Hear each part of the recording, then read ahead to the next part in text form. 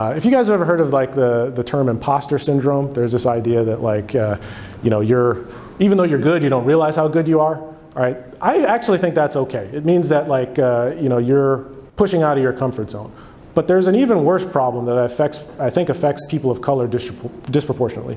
And I call it just happy to be here syndrome.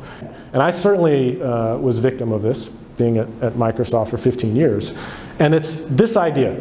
Like when I was trying to come up in tech, my first job was at Microsoft. I was making $100,000 a year right out of the gate. This is 4 times more than my parents, like either of them.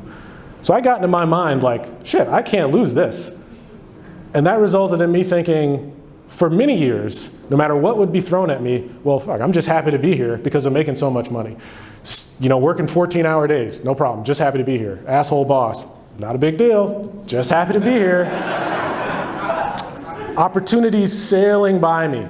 Like, you know, I grew up in a time when like Facebook and Google were coming up, but I was just happy to be at Microsoft, getting my six-figure check. The thing I'm trying to tell you guys, this held me back for millions of dollars. The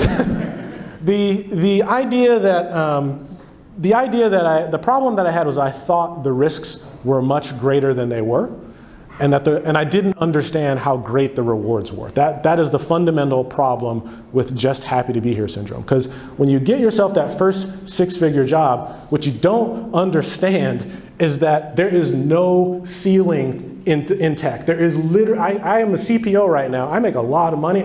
Even I have no idea what the ceiling is. As far as I can tell, there is no limit. So you kind of have to get out of this mentality that like, I'm happy to have this money, or I don't want to take a risk. There's lots of different reasons that all add up to fear, and that fear is causing you not to realize your full potential. So don't be a victim to just happy to be here syndrome, and if you see someone who is, try and inspire them not to be. That's it. Thanks. Protect your dreams.